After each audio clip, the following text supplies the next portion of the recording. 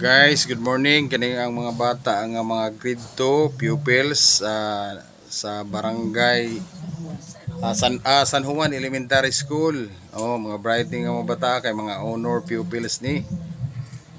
Diri kay pangutan nako. Mangutan nako unsa may in English sa kuan? Sa hayas.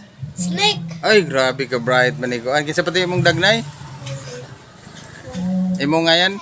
Si Luis. Si Luis. Sige, ikaduha. Luis, unsa may in English sa unggoy? Boy. Monkey. Ay, ka bright.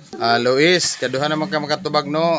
Kibali tibon ra nako ang pagregalo sa inyo. So ang musunod na po itong imong classmate.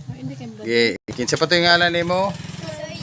Ariel. Sige, pangutana no. Unsa may in English sa manok? Chicken. Uy, grabe pang bright man to man. So unsa may in English sa bayot? Bayot. Tumboy.